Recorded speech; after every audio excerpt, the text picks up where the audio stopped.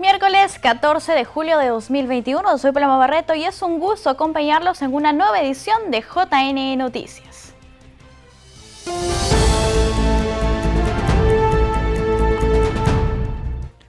Bien amigos, les comentamos que en una reciente entrevista el jefe de Estado Francisco Sagasti enfatizó por un lado la neutralidad del Ejecutivo en las elecciones y por otro recordó que el proceso fue avalado por 14 misiones internacionales que descartan un fraude. El presidente de la República, Francisco Sagasti, volvió a remarcar que el Ejecutivo conservó el principio de neutralidad durante la segunda vuelta electoral. No hemos intervenido absolutamente en nada, hemos sido totalmente neutrales y los organismos electorales han tenido el apoyo tanto nuestro como internacional para realizar su labor. Tras realizar un breve balance de su gestión en aspectos sanitarios y económicos, el jefe de Estado recordó que organismos nacionales e internacionales apoyaron la labor del JNE y la OMPE para la transparencia de los comicios del pasado 6 de junio. De esa forma, Sagasti respondió a las acusaciones sobre tomar partido en la disputa por la presidencia de la República. Aquí han estado todas las misiones internacionales, han sido como 14 misiones distintas y han revisado y ninguna ha dicho nada de eso. El mandatario ha defendido en reiteradas veces su posición para no solicitar una nueva auditoría de la Organización de Estados Americanos. Si hubieran pedido todos los candidatos acá en conjunto y sería otra cosa, pero ni aún así el presidente está facultado para intervenir en un proceso que no ha terminado. Esto sería lo que está sucediendo en otros países y es criticado muy tremendamente, que es que el presidente y el Ejecutivo interfiere en las decisiones de los organismos autónomos, que son los organismos electorales. Yo no veo la posibilidad de intervenir en eso, sería anticonstitucional. Sagasti destacó que tanto las misiones electorales de la Unión Europea como de la Organización de los Estados Americanos coincidieron en que no hubo indicios de fraude en los comicios celebrados. El Jurado Nacional de Elecciones se proclamaría al ganador de la segunda vuelta presidencial la próxima semana. El vocero del Jurado Nacional de Elecciones, Luis Alberto Sánchez, señaló que la próxima semana sería la proclamación de resultados del ganador de las elecciones por la segunda vuelta presidencial, ello tras el pronunciamiento descentralizado de los jurados electorales especiales. La próxima semana, dependiendo de si es que hay o no recursos, ¿no? Que si es que hay recursos sería un plazo adicional, un par de días más que de forma célere se resuelvan dependiendo de cuántos sean. Si es que no es los primeros días de la próxima semana, podría ya tenerse el acta, por lo menos. Asimismo, el especialista indicó que en este punto ya no se podrían solicitar alguna nulidad. Una vez que son emitidas las actas descentralizadas, son publicadas, legalmente hay un plazo que esperar porque la ley prevé todavía un mecanismo, un recurso de apelación que podría interponerse. Pasado este plazo, que son 3 días hábiles, ya elevan, sin que medie ningún recurso, ya se elevan al Jurado Nacional de Elecciones para que se proceda con la redacción y consecuente emisión del acta general de proclamación de resultados. En esa línea, el Jurado Nacional de Elecciones está a pocos días de cumplir con los plazos establecidos y concluir con el proceso electoral. El Jurado Nacional de Elecciones indicó que esperará hasta el 16 de julio para conocer si se presentarán recursos de apelación. A continuación, los detalles. Alexandra Marayano, asesora de la presidencia del Jurado Nacional de Elecciones, informó que en este último tramo del proceso electoral corresponde esperar hasta el 16 de julio para saber si se presentarán recursos de apelación sobre cuestionamientos de tipo numérico, ya que la etapa para cuestionar otros aspectos ya concluyó. El plazo de 3 días es para poder interponer el recurso de apelación. Supongamos que el día de hoy se ha emitido el acta de proclamación, entonces a partir de mañana empiezo a contar los 3 días, es decir, hasta el 16 tienen plazo para poder interponer recurso de apelación. Lo que hace el jurado electoral especial es en el mismo día que recibe ese recurso de apelación, lo califica. Si para el jurado electoral especial cumple con todos los requisitos, lo eleva al Jurado Nacional de Elecciones y bueno, el Jurado Nacional de Elecciones resuelve, ¿no? Marellano indicó además que solo quedan 28 actas que están pendientes de una potencial apelación por cualquiera de las organizaciones políticas que entraron en contienda durante esta segunda vuelta para elegir al nuevo presidente de la República. Bueno, en este caso Perú Libre y Fuerza Popular pueden presentar el recurso de apelación ante cada jurado electoral especial. Acordémonos que es un acta por cada jurado electoral especial. Entonces el personero legal puede impugnar esa acta. Es importante mencionar que el JNE cumple con un trámite que ya está establecido.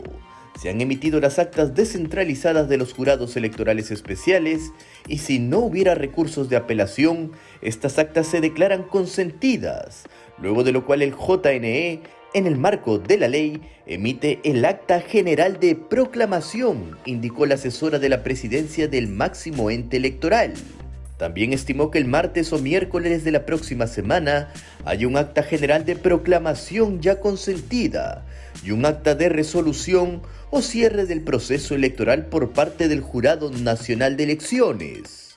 El Jurado Nacional de Elecciones no es que dilate, simplemente lo que él hace es cumple con el trámite que ya está establecido, ¿no? Ya se emitieron las actas descentralizadas de los jurados electorales especiales, hay que esperar el tiempo para poder interponer el recurso de apelación. Si no hay y se declaran consentidas, el Jurado Nacional de Elecciones, en el marco que le da la ley, emite el acta general de proclamación y ya no hay ningún otro acto posterior a ese, ¿no? Marellano dijo que la ciudadanía puede tener la plena seguridad de que el jurado ha hecho un trabajo arduo dentro del marco normativo. Recordó también que es importante que el país defienda nuestra democracia y respete las decisiones que se emitan en el marco del actual proceso democrático.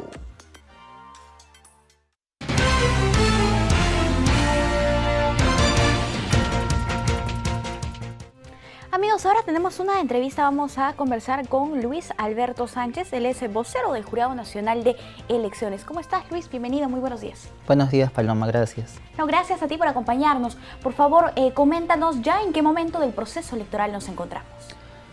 Ya esta es la etapa final, casi una cuenta regresiva para proclamar los resultados al candidato o candidata que resulte ganador. Y esto ha sido gracias a que el día lunes se han culminado con resolver todas las apelaciones y documentos, expedientes que estaban pendientes por parte del Pleno del Jurado Nacional de Elecciones. Ese mismo día han sido notificados, publicados y devueltos a los jurados electorales especiales que los habían elevado. Y con ello, el día de ayer, los jurados electorales especiales que no habían proclamado descentralizado sus resultados, ya lo han hecho. Así es que los 60 jurados ya están con resultados descentralizados, ya han sido publicados. Y ahora es la espera del plazo legal para que queden consentidas. Hasta la fecha, Luis, ¿cuántas proclamaciones descentralizadas ya han quedado consentidas y cuántas todavía se encuentran en el plazo de apelación? Consentidas debe ser un total de 35, que es el número inicial, ¿no? El 2 de julio, los que ya habían proclamado de forma descentralizada. Entre el 2 de julio y el 11 o 10 de julio se han proclamado como 3 jurados más, que el plazo vence hoy día, me parece, y los que han proclamado entre el lunes y ayer, esta semana queda consentido el plazo, todavía hay que esperar unos días. ¿Qué pueden hacer las organizaciones políticas en este plazo de 3 días, Luis?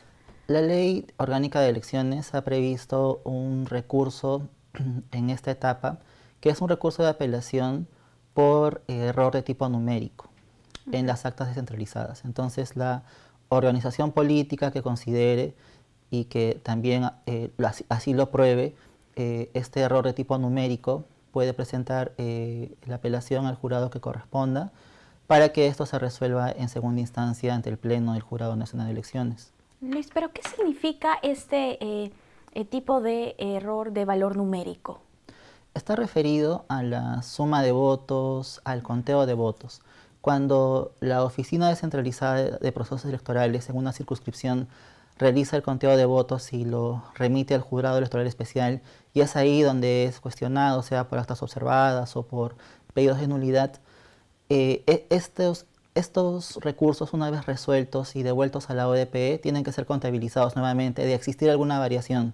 Entonces la organización política puede decir que probablemente las actas no han sido bien sumadas al momento de realizar el conteo. En realidad, esto es un recurso que no es muy frecuente, no ha sido frecuente en procesos generales anteriores y no se tienen muchos antecedentes sobre este tipo de recursos. Luis, en caso alguna de las organizaciones políticas apelara por esta situación que tú indicas, ¿cómo resolvería y en qué tiempo resolvería el Jurado Nacional de Elecciones? El sustento tendría que ser error de tipo numérico. Entonces el Pleno en su momento va a tener que evaluar la magnitud, la complejidad del caso y si realmente se está sustentando, se están aportando medios probatorios que señalen un error de tipo numérico, podría señalarse una audiencia pública de reunir estos requisitos, ¿no?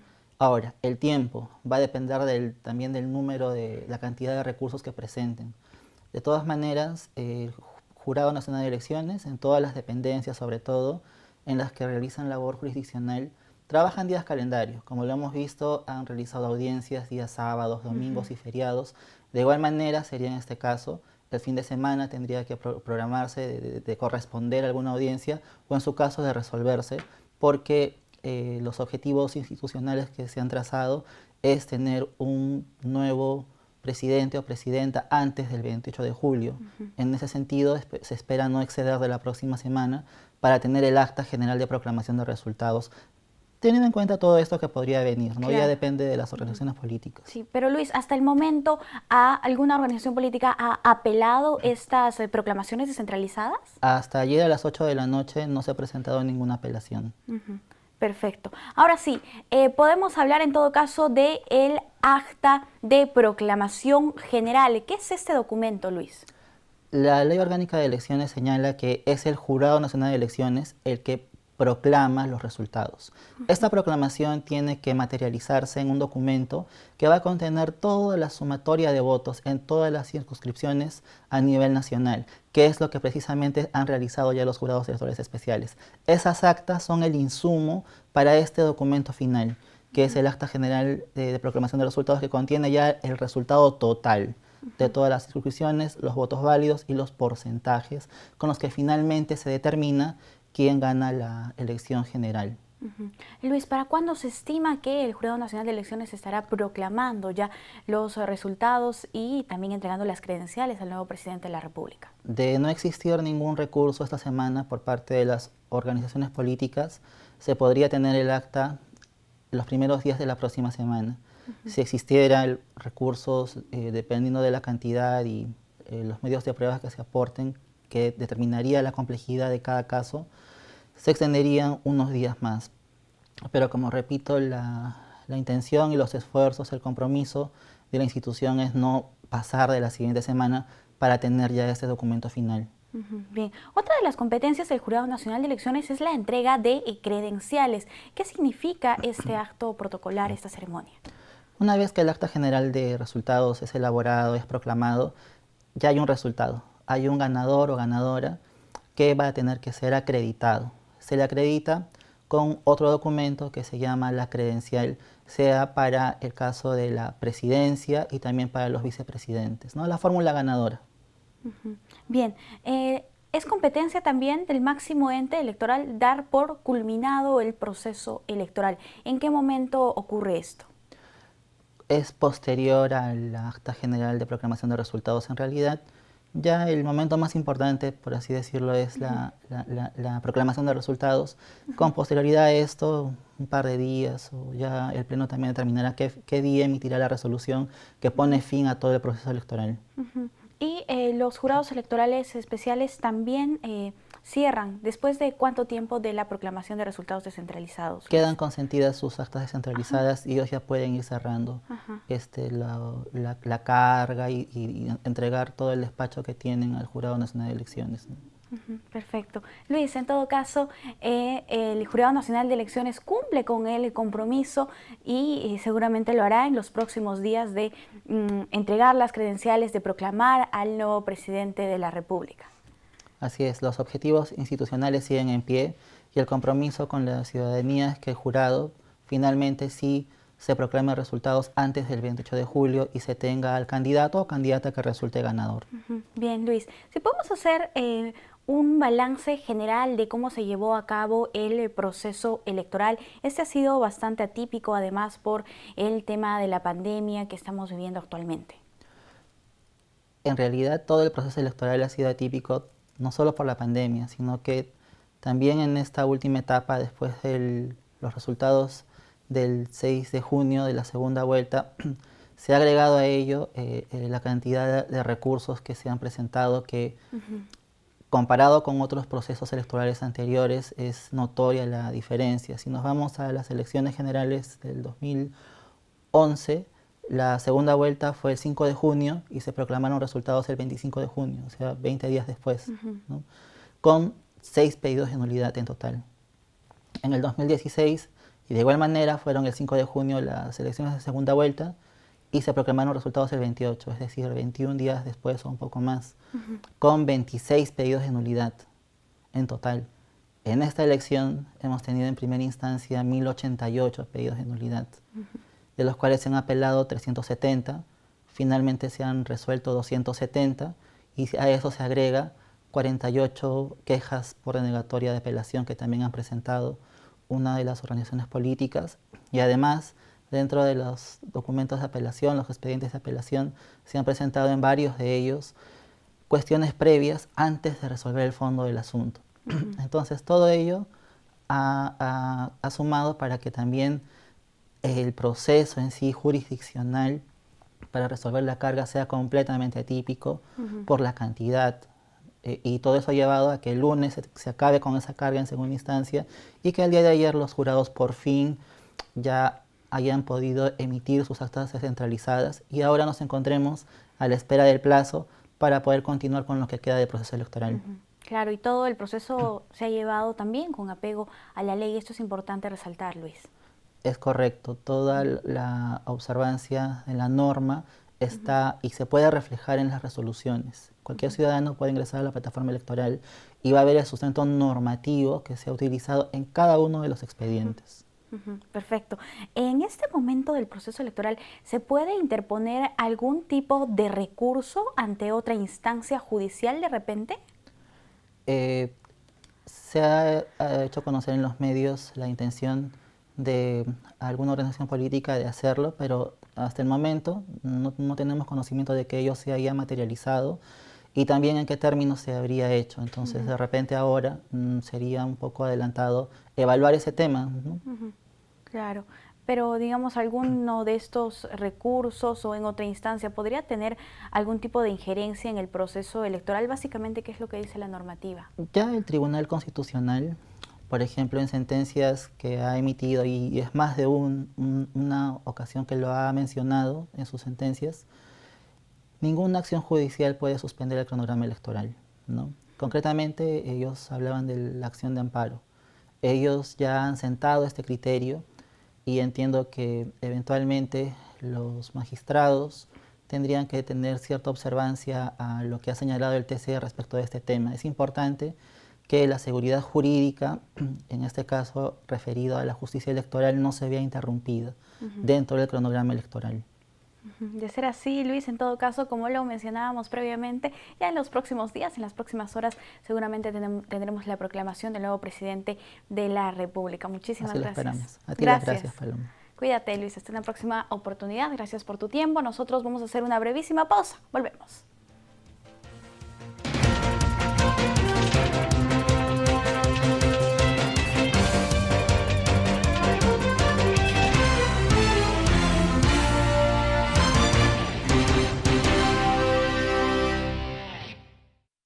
Estamos de vuelta en JN Noticias para comentarles que el Jurado Nacional de Elecciones reforzó sus acciones orientadas a prevenir eventuales conflictos electorales en todo el país. A través de la campaña Elige una cultura de paz. Campaña será difundida también en 6 lenguas originarias. Veamos los detalles a continuación. Mediante la campaña Elige una cultura de paz, el Jurado Nacional de Elecciones promueve valores democráticos, como el respeto, la tolerancia y el diálogo, que tiene como objetivo difundir a la ciudadanía contenidos de rechazo a hechos de violencia en todo el proceso electoral. Del mismo modo, fue incorporado el enfoque de interculturalidad y pertenencia cultural, considerando el electorado multilingüe y pluricultural. Dicha campaña estuvo a cargo de la Central de Operaciones del Proceso Electoral del JNE, que intensificó sus esfuerzos, tomando como base los conflictos que ocurrieron en el contexto de la elección del pasado 11 de abril. Como se sabe, en todo el país se produjeron 23 conflictos electorales, de los cuales 13 consistieron en acciones colectivas de protesta en las inmediaciones de los organismos electorales. Otros 2 hechos de violencia ocurrieron entre simpatizantes de los 2 candidatos a la presidencia. Cabe resaltar que además del castellano, esta campaña es difundida en 6 lenguas nativas, beneficiando a las comunidades que concentran a la mayor cantidad de electores entre esos segmentos de la población, de acuerdo al último censo nacional. Y por otro lado, informamos que la Junta Preparatoria del Congreso se instalará este jueves 15 de julio. Una de sus principales funciones será coordinar la toma de juramento de los 130 congresistas. La mesa directiva de la Junta Preparatoria del Congreso se instalará este jueves 15 a las 10 de la mañana a fin de realizar el proceso de constitución del Parlamento para el periodo 2021-2026. A través de un documento suscrito por el oficial mayor del Legislativo, John Pérez Paredes, se indica que la Junta Preparatoria estará conformada por los congresistas electos Bernardo Quito Sarmiento como presidente, Enrique Wong, primer secretario, y Rosángela Barbarán, segunda secretaria. Una de las principales funciones que tendrá la Junta Preparatoria es coordinar la toma de juramento de los 130 congresistas y la convocatoria a elecciones de la mesa directiva.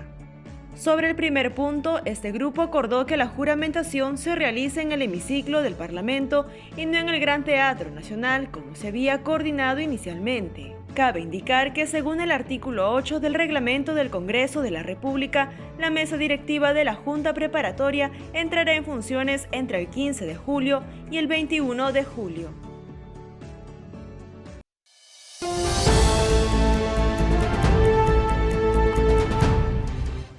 El Jurado Nacional de Elecciones ha convocado a la consulta popular de revocatoria del mandato de 55 autoridades municipales. La fecha está prevista para el 10 de octubre del presente año. Veamos.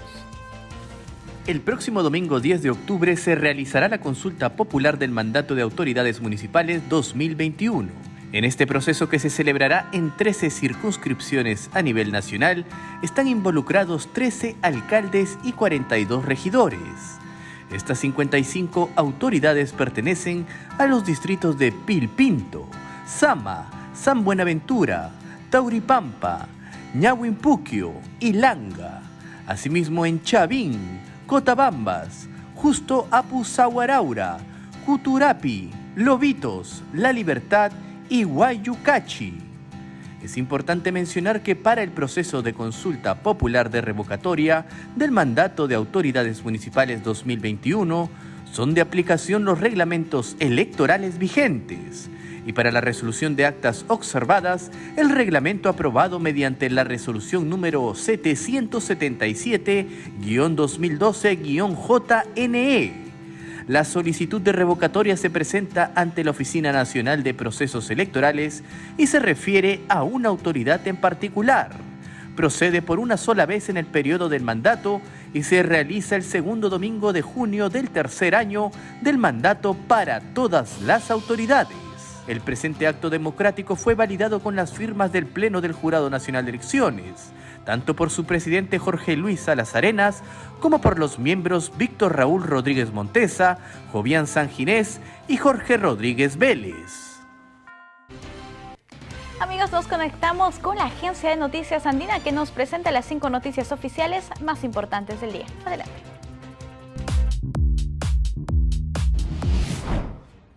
El ministro de Salud, Óscar Ugarte, aseguró que la vacuna del laboratorio chino Sinopharm contra la COVID-19 es efectiva en 90% contra el riesgo de muerte. Dijo que estudios realizados por el INS demuestran que esta vacuna es efectiva en 90% contra el riesgo de muerte, al igual que estudios de otros países. El uso de la vacuna china Sinopharm contra la COVID-19 está aprobado por la Organización Mundial de la Salud y por 85 países, recordó la Embajada de China en Lima. Hasta el momento, el Perú ha aplicado 9.721.454 dosis de las vacunas contra el COVID-19, informó el Ministerio de Salud. De esa cantidad, 6.023.930 corresponden a la primera dosis y 3.697.524 a la segunda. Solo en las últimas 24 horas se aplicaron 155.833 dosis. Se dictaron disposiciones reglamentarias para otorgar el aguinaldo por fiestas patrias de 300 soles para el personal del sector público, el cual se abonará en la planilla de pagos del mes de julio. Para recibirlo, el trabajador público nombrado o contratado debe tener una antigüedad no menor a 3 meses al 30 de junio de este año. Las sesiones virtuales que los consejos municipales y consejos regionales realizan tienen validez legal según lo establecido en la Ley 31270, publicada hoy en el Diario Oficial El Peruano. Se indica que en situaciones de excepción establecidas por ley y ante la imposibilidad de reunirse de manera presencial, estas instancias de gobierno pueden sesionar utilizando medios virtuales, de acuerdo a lo que establezcan sus reglamentos.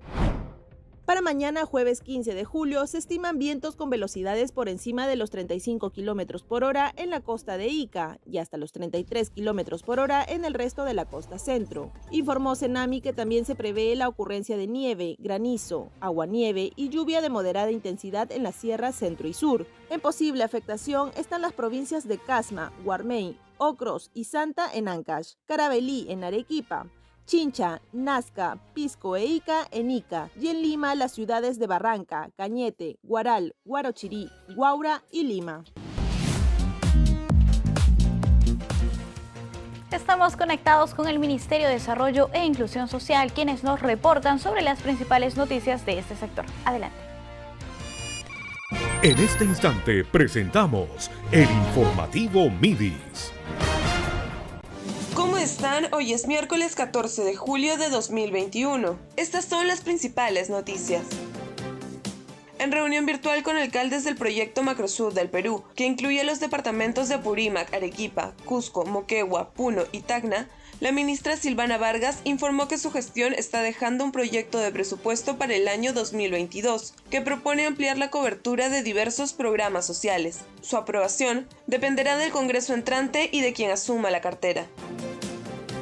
La ministra Silvana Vargas participó en el Comité de Sostenibilidad de la Sociedad Peruana de Hidrocarburos y el MIDIS. Sostuvo que un eventual convenio entre ambas instituciones permitirá acceder a enormes oportunidades de colaboración a través de medidas de protección social en favor de las poblaciones de las zonas de influencia de la industria de hidrocarburos. Nosotros estamos dispuestos, desde lo que nos toca, a poner a disposición de ustedes no solamente modelos de intervención que ya hemos validado a lo largo del tiempo, sino toda la experiencia técnica acumulada para poderlos implementar. En la cita también participó la viceministra Fanny Montellanos, el equipo técnico del MIDIS, la presidenta del Consejo Directivo de la Sociedad Peruana de Hidrocarburos y representantes de sus empresas asociadas. El proceso de inclusión financiera está en marcha. A la fecha, 8.554 adultos mayores, usuarios de pensión 65 en el país, han recibido tarjetas de débito. Precisamente, durante su viaje de trabajo a la región Huancavelica, la titular del MIDIS supervisó una campaña de tarjetización dirigida a 22 adultos mayores. Esto les permitirá cobrar de forma oportuna y segura la subvención económica de 250 soles que reciben cada 2 meses por parte de este programa social. Es también una manera de aproximarnos a la tan ansiada inclusión financiera, de modo que este acceso al dinero les permita ahorrar, les permita acceder a otros servicios y, por qué no decirlo, a seguir adquiriendo nuevos derechos.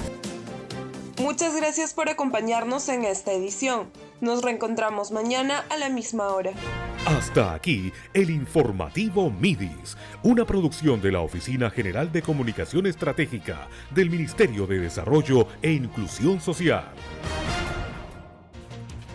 Y el Ministerio de Salud nos presenta a continuación su microinformativo nacional. Veamos.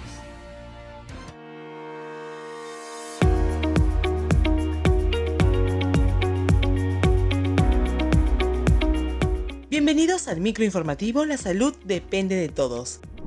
Este fin de semana se realizó con éxito la primera vacunatón contra la COVID-19, evento que busca inmunizar a miles de peruanos a través de una jornada de 36 horas ininterrumpidas de labor a cargo de las brigadas de salud. Durante este evento se logró la aplicación de cerca de 240.000 dosis de vacunas contra la COVID-19 a personas de 47 años a más, así como rezagados y segundas dosis, cifra que superó la meta establecida inicialmente de 200.000. El ministro de Salud, Óscar Ugarte, y la premier Violeta Bermúdez agradecieron la excelente labor de los equipos de salud, de los voluntarios y de las instituciones que apoyaron en el desarrollo de este evento. Asimismo, indicó que para la próxima jornada se espera inmunizar a las personas de 45 y 46 años de edad en adelante. El Perú recibió un segundo lote de vacunas contra la COVID-19 donadas por el gobierno de Estados Unidos. Con este nuevo cargamento, en total suman 2 millones de dosis donadas por los Estados Unidos que ayudarán a continuar con el proceso de vacunación en todo el país. En el Aeropuerto Internacional Jorge Chávez asistieron a la recepción de las vacunas el viceministro de Salud Pública, Gustavo Rosell, y el viceministro de Prestaciones y Aseguramiento en Salud, Bernardo Hostos, así como funcionarios del MINSA y la Embajada de Estados Unidos en el Perú. La premier Violeta Bermúdez, junto a los titulares de los Ministerios de Salud, Cultura y Educación, presentaron sus avances frente a la lucha contra la COVID-19. Bermúdez informó que los contagios de la COVID-19 continúan descendiendo en las últimas 13 semanas y también los fallecimientos en las últimas 10 semanas consecutivas. Sin embargo, para poder mantenerlos, debemos extremar los cuidados de protección a fin de evitar enfrentar una tercera ola. Por último, mencionó que se ha logrado la meta de contar con 300 plantas de oxígeno y que en los próximos días se adquirirán algunas adicionales, por lo que la nueva gestión estará en mejores condiciones para enfrentar la pandemia y una posible tercera ola. ¿Qué tal amigos? Te saluda Lucho Paz, la voz elegante de la cumbia. Quiero agradecer a todo el personal de salud por esta gran vacunatón. Muchísimas gracias por su excelente trabajo y por su gran entrega. Cumplimos la meta. Pon el hombro, Perú. ¡Así! ¿Qué tal amigos? Soy Carlos Casella y no se olviden que este fin de semana continuamos con la vacunatón contra el COVID 2019. Recuerden que las vacunas son seguras y gratuitas. No te olvides de llevar tu DNI. ¡Chao! Hola amigos, soy Liliana Trujillo. Continuamos este fin de semana con el vacunatón contra la COVID-19. Recuerda que las vacunas son seguras y gratuitas y que solo con las 2 dosis estaremos protegidos. Recuerda llevar tu DNI. Nos vemos.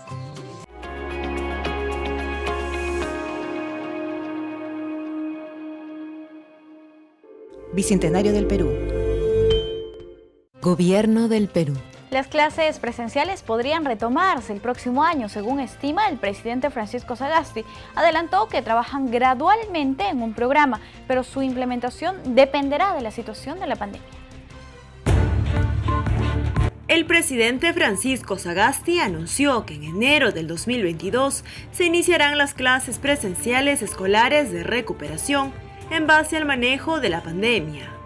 Ya tenemos un plan, como vemos que el proceso de vacunación va avanzando, los contagios van disminuyendo y los fallecidos también. A pesar de eso no tenemos que bajar la guardia, pero estamos gradualmente diseñando el programa para la vuelta a las clases presenciales y yo creo que de acá a fin de año ya tendremos prácticamente todo listo. Y si no hay un rebrote o si no hay una nueva ola, yo creo que podríamos empezar enero de 2022 con clases presenciales de recuperación para todos los alumnos.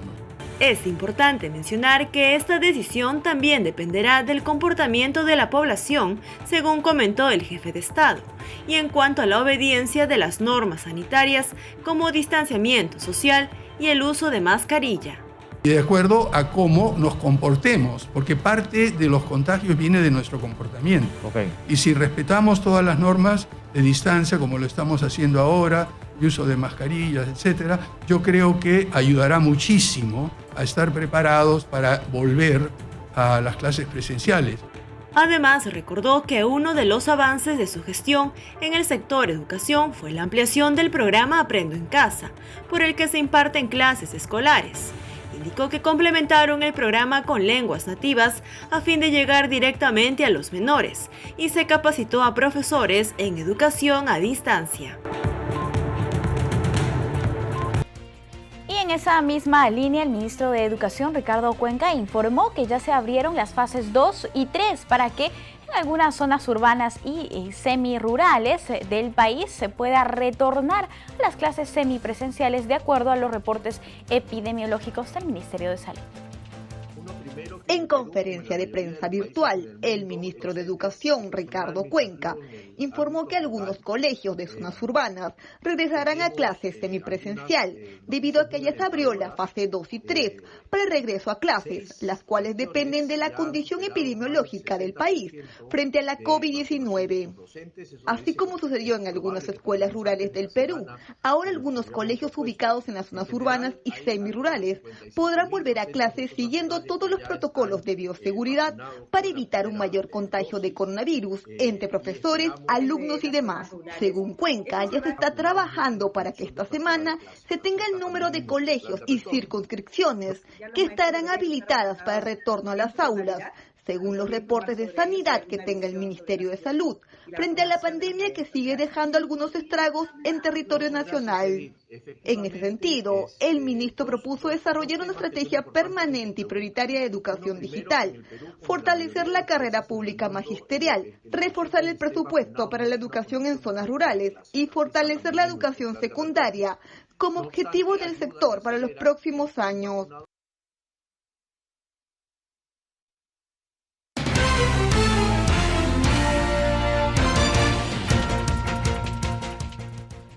La Cancillería del Perú se pronunció sobre las protestas y manifestaciones en Cuba. En tal sentido, hizo un llamado al respeto del derecho del pueblo cubano a manifestarse libremente.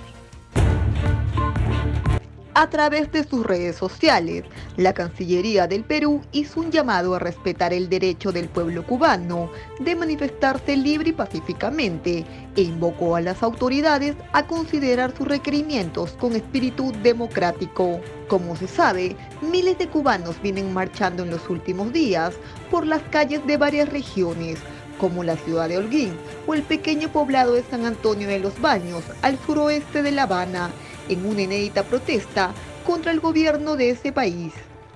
Cabe mencionar que desde que comenzó la pandemia del coronavirus en marzo del 2020, los cubanos están obligados a hacer largas filas para abastecerse de alimentos, situación a la que se ha sumado una fuerte escasez de medicamentos, lo que ha generado un amplio malestar social.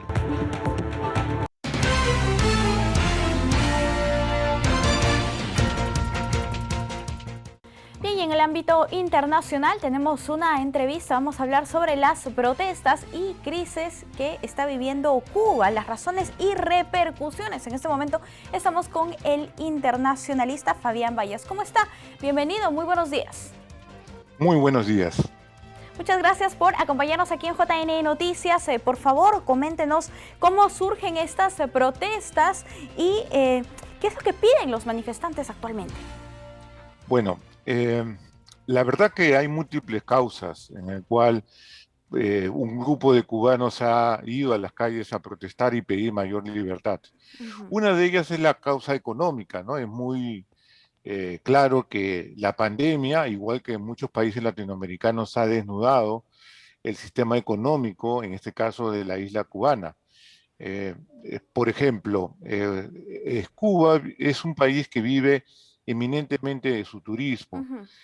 Generalmente recibe anualmente un promedio de entre 4 y 5 millones de turistas de distintas partes del mundo. El año pasado, en el año 2020, solamente pudo recibir 1.100.000 turistas, principalmente los primeros meses del año, el cual significa pues un desplome de sus ingresos económicos, principalmente de dólares. Estos dólares son muy necesarios porque el 80% de los productos que consumen los cubanos son importados. Entonces hay una tremenda escasez de dólares. Un segundo motivo muy importante es el declive en la producción de azúcar. Normalmente cada año les produce 2 millones de toneladas de azúcar y el año pasado solamente llegó a 1.100.000, 1.1 toneladas de millones de toneladas de azúcar. Pero lo más importante, yo creo que estos factores estructurales y económicos que han resentido la isla es el ingreso de Internet. Desde el año 2018 ingresó a la isla la 3G, que permitía la formación de asociaciones, la formación de comunidades virtuales dentro de los propios cubanos. Es cierto que ingresa algo tarde, pero da la posibilidad de que por primera vez los cubanos pueden unirse a través de las redes sociales. Y esto se ha demostrado que esto ha sido decisivo para organizar las protestas. Se organizó el día sábado para el domingo. No es casualidad que el gobierno cubano hasta este momento haya hecho un apagón general de Internet para evitar, como en los países árabes, durante la primavera árabe, Egipto, Túnez, hace más de 10 años, el mismo fenómeno, ¿no? Que la población se puede organizar a través del Internet, a través de las redes sociales que tiene Internet. Señor Vallas, en todo caso, vamos a hacer un recuento. En el año 2018 los cubanos comienzan a tener más acceso a Internet, pero si vemos lo que pasó hace más de 10 años en el Maleconazo, ¿en qué fecha fue? Sí, justamente hace exactamente como 10 años. En ese caso, las protestas eran muy diferentes porque las motivaciones eran muy cementadas, a diferencia del día de hoy. Acuérdense de que eso fue solamente un acto, pero en lo que ha ocurrido el día domingo ha sido decenas de ciudades. Ha habido protesta en forma masiva. Pero esto no ha comenzado en la capital, sino ha comenzado en una ciudad, en un poblado. Matanza, sí. Resulta que esta es justamente la zona donde mayor se ha sentido lo que es la crisis económica, debido a que la falta de alimentos y también condiciones de salud. Es por eso que desde Miami es cierto que se creó un hashtag SOS Cuba y también un hashtag SOS Matanza, justamente aludiendo al grito desesperado de la población por mejores niveles de vida en esta población específicamente de Cuba. Sí, señor Vallas, ahora sí podemos hablar un poco de lo que significa el bloqueo estadounidense. El presidente cubano ha salido recientemente, Miguel Díaz-Canel, a justificar esta grave crisis económica y darle toda la responsabilidad al gobierno estadounidense. A su parecer, ¿qué es lo que está pasando? ¿Realmente se justificaría? A ver, es cierto que el bloqueo económico propiciado por Estados Unidos afecta a la economía cubana, sí, pero ha venido afectando desde hace más de 50 años. Entonces no es algo nuevo que afecte ahora. ¿Cuál es la diferencia que afecta ahora que afecte 10 años, hace 15 años? La diferencia es que hace 10 o 15 años Cuba tenía aliados estratégicos. Antes, durante la Guerra Fría, era la Unión Soviética, y después de la Guerra Fría, Venezuela, que eran países amigos que podían ayudar económicamente a la sobrevivencia, pero sabemos que hoy el mismo Venezuela se está jugando su propia sobrevivencia. Por eso es que Cuba no tiene ese apoyo internacional que contaba anteriormente, que gozaba anteriormente. Entonces está bastante solo en la comunidad internacional. Y también hay un factor bien importante que juega en forma paradójica para entender todo este juego de la política entre Estados Unidos y Cuba. Es el gobierno de Donald Trump. Donald Trump va a revertir las reformas en las relaciones bilaterales dado por Obama, el gobierno de Obama. Acuérdense que Obama visitó la isla y trató de regularizar la situación. Y impuso 256 sanciones a la isla cubana. Por mucho tiempo, lo que ha sucedido es que el gobierno cubano ha sobrevivido bajo la retórica de que es un país que está a punto de ser invadido, es un país que está luchando contra el enemigo más grande del mundo. Pero ¿qué ha pasado con el gobierno, con el fin del gobierno de Trump y el comienzo del gobierno de Biden? La imagen del enemigo que amenaza la seguridad de Estados Unidos ha desaparecido. Estados Unidos, con el gobierno de Biden, no está interesado en tomar medidas más que la que está realizando en la actualidad, llamados a favor de la democracia y defensa de los derechos humanos. ante esta desaparición de Juan en la escena internacional de la amenaza, hace de que sea menos creíble para la población la aceptación de medidas excepcionales dentro de la isla cubana contra sus libertades para enfrentar este enemigo común como es supuestamente Estados Unidos. Entonces, ya el cuco del fantasma intervencionista ha desaparecido con Biden y ha creado una severa crisis interna de credibilidad del régimen de Miguel Díaz-Canel, ¿no? Que no tiene el carisma ni la llegada que es la generación histórica formada por los hermanos Castro, ¿no? Bien, usted mencionaba previamente que mientras se realizaban estas manifestaciones, el gobierno decidió bloquear la señal de internet. ¿Actualmente esta todavía permanece bloqueada? Sí, sobre todo las redes sociales, ¿no? Todo lo que se pida para reunir en Facebook, WhatsApp, todo lo que es redes sociales se encuentra bloqueada, tengo entendido por la información que he recibido, ¿no? Sigue bloqueado todo eso, ¿no? La restricción de libertad de expresión es gravísima en Cuba y también por parte de los medios de comunicación o hacia ellos. Sí, el gobierno cubano, no hay que desmerecer tampoco su experiencia en este tipo de represión. Acordémonos que es un partido comunista, lo conforman 700.000 personas en la isla y tiene gran capacidad de movilización. Utiliza el principio de luchar masas contra masas. Claro, eso es algo que... Incluso sí. Ha convocado a los ciudadanos a ir a reprimir, a luchar contra los ciudadanos en estas manifestaciones, ¿verdad? Tiene mucha disciplina y mucha fama de tener esa disciplina, así que no hay que desmerecer la importancia que tiene. Y hay un segundo motivo también.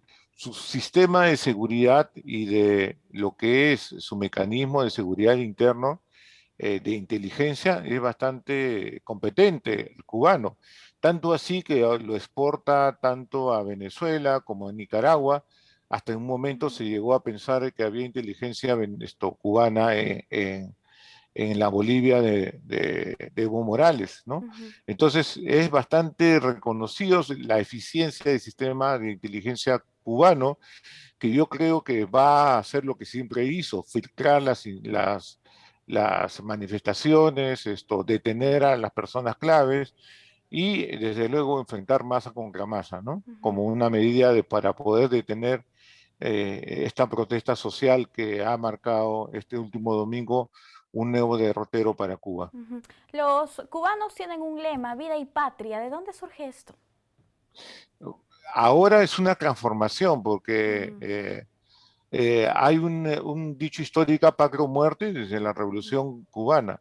Pero en los últimos años, principalmente por la lucha de los dirigentes artistas, hace aproximadamente, en abril fue, justamente, hubo un artista opositor, disidente, Manuel Ortega Alcalá, que fue detenido, pero al momento de ser detenido utilizó el Facebook Live para poder firmar su forma como era detenido.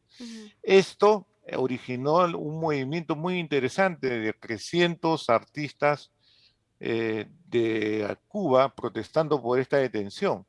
Y ahí, justamente a raíz de este movimiento, salió ese lema. Bien, vamos a ver qué es lo que pasa en Cuba. Es lamentable lo que ha sucedido recientemente por el tema del manejo de la pandemia, ¿no? Que esto ha agudizado también la pobreza y los cubanos en largas colas para conseguir incluso alimentos. Esperemos que las cosas mejoren y que la violencia también cese. Señor Bayas, muchísimas gracias por acompañarnos. Gracias a ustedes. Cuídese, hasta una próxima oportunidad. Nosotros tenemos que hacer una pausa en JN Noticias. Volvemos.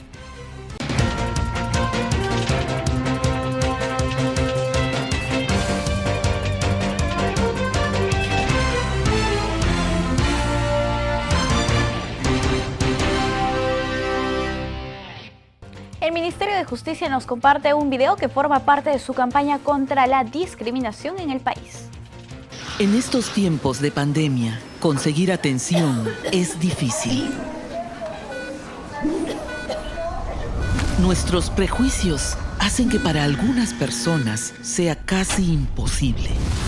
En Perú, 7 de cada 10 considera que las personas con VIH son discriminadas. reduciendo sus posibilidades de sobrevivir. Si rompemos con la discriminación, tendremos las mismas oportunidades. Rompamos con la discriminación. Perú, libre de discriminación.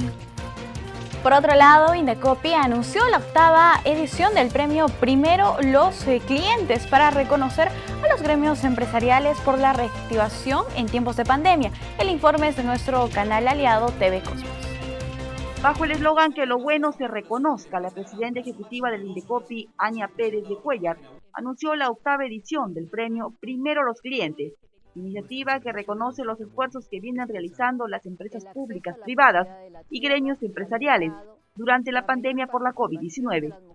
El Indecopi se reunió con más de 20 gremios empresariales a nivel nacional para exponer el concurso Premio a los Clientes y así afianzar el trabajo público-privado y resaltar su trabajo durante la crisis sanitaria, desde su lanzamiento en el año 2014 hasta el 2020. El Indecopi recibió 471 buenas prácticas provenientes de 392 empresas a nivel nacional. Una convocatoria nacional, si bien las ediciones anteriores han tenido un carácter nacional, la mayoría de las empresas que participaban tenían sede en Lima, y es por eso que hemos estado trabajando muy directamente con nuestras oficinas regionales y en alianza con las cámaras de comercio regionales. Así. En conferencia de prensa virtual, la máxima autoridad del Indecopi brindó detalles de este premio.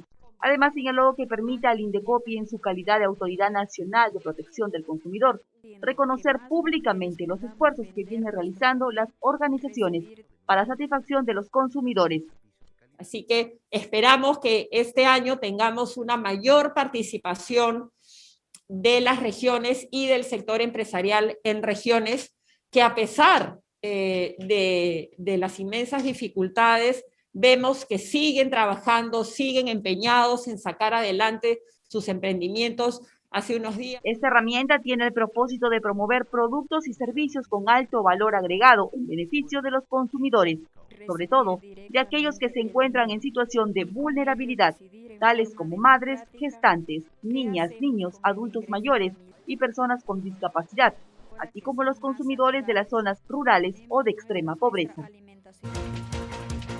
Y el Ministerio de Defensa inició una campaña por nuestro bicentenario titulado ¿Qué es la patria? Peruanos de diversas regiones y profesiones, edades y condiciones sociales nos dan una reflexión. Soy el capitán Giancarlo Esquenón Extremadoiro. Actualmente trabajo en el componente aéreo del Comando Especial BRAEM.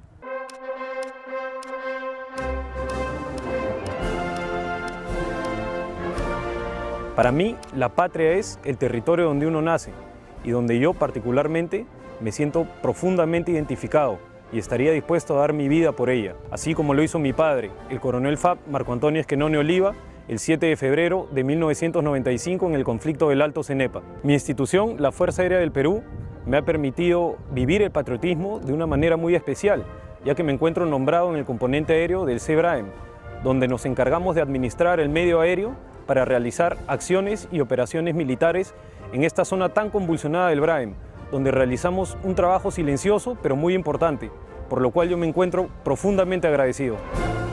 Bicentenario del Perú, 2021. Gobierno del Perú.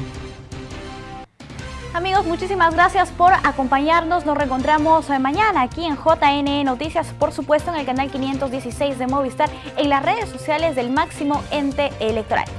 Los dejamos ahora con imágenes de Villa María en Rioja.